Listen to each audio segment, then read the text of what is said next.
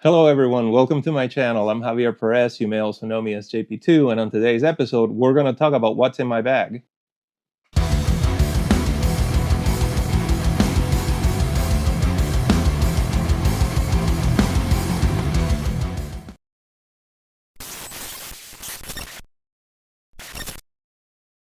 Thank you so much for watching. If you're here, it means you support me and you support my channel, and I really appreciate that, but please don't forget to hit the like and subscribe buttons. Even though I consider that I have a very minimalistic live setup, I have two bags, not counting my guitar gig bag, of course. So in this episode today, I'm going to show you what's in bag number one. Before I get started, I want to say that if I recommend any of the stuff that I'm going to show you, it doesn't mean that I'm being endorsed by anybody or sponsored by anyone. These are just things that I use. All right, so let me start with the Ryobi backpack.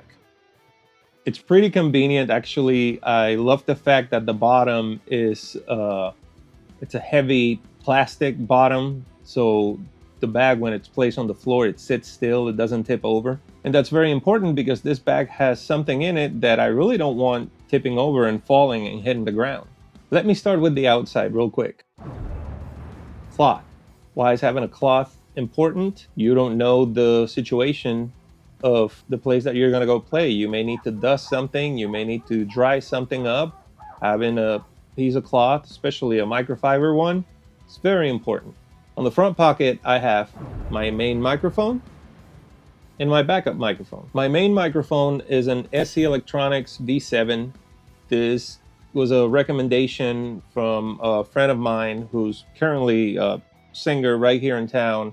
And when I asked about getting new equipment, he told me this was the mic that he was using. He called it, and these are his words, not mine, he calls it the new SM57. I disagree, not because I don't think it's better than the SM57, I actually think it's better, but because they sound different. To me, the V7 has a warmer tone than the 57. Very distinguishable sound. I think it actually helps me as a baritone that when my low notes hit the microphone, I think the microphone can handle it better than what I've heard my voice on an SM57.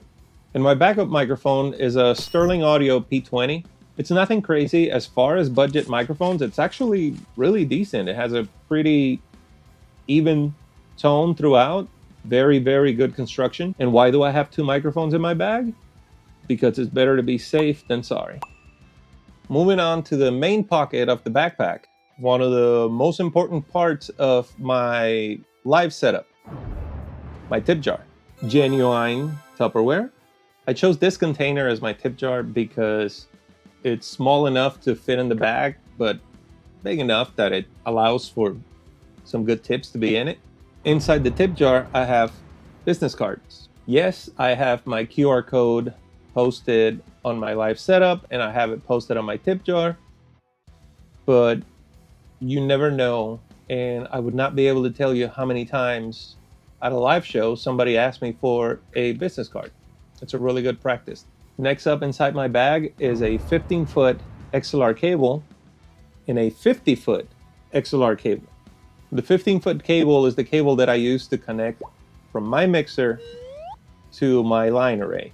And the 50-foot cable is the cable that I use when I am playing outdoors and I'm trying to set up my two arrays in stereo mode.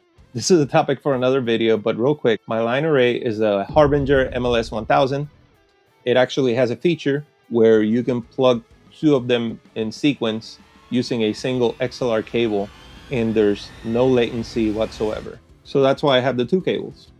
Up next on the list, and this is an item that if you don't have on your bag, I recommend that you go buy it right now and you put it in your bag.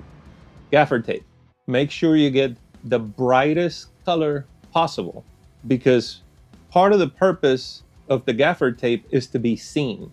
You're going to use gaffer tape on stage wherever there is a high traffic area. If you know that you're going to be walking around certain cables that are going to be on the floor and you don't want to trip on them so that you either don't fall or you don't end up unplugging something, gaffer tape. In my scenario, when you're playing a bar or a brewery or something like that, if you're just in a corner or some setup that there's any sort of traffic coming back and forth, gaffer tape.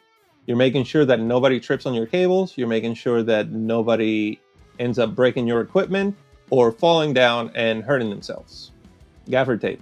Cannot recommend it enough. Up next in my bag, it's a clip-on light. This is just a basic IKEA light. I think it runs for $5, maybe 10. Why a clip-on light? Well, the first obvious thing, the clip. Number two, the flexible gooseneck allows me to move the light around and be able to put it in a way that I can actually see what I'm doing. If you're playing an indoor venue and you have to do any sort of changes to your setup, chances are the lighting conditions are less than ideal. So having a clip-on light is actually a really, really good practice. And it's bright, like, look at that. And the last two items in my bag are the power cable for my mixer. This is a Harbinger LX12 analog mixer. I know what you're asking, why do I have such a big mixer if it's just me? Well, the answer is simple, future-proofing. When it comes to my live shows, I have a never say no attitude.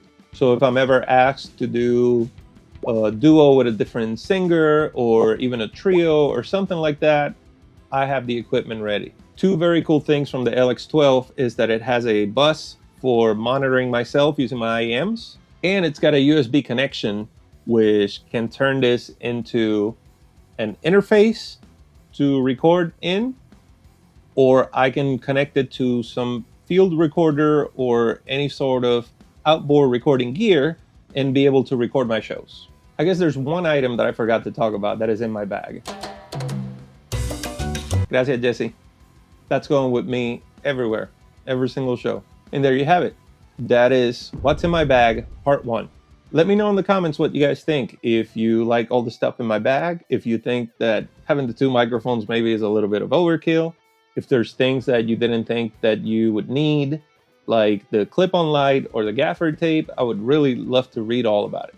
Thank you so much for watching. If you like this video and you want to see more videos like this one, then please don't forget to hit the like and subscribe buttons. And until next time.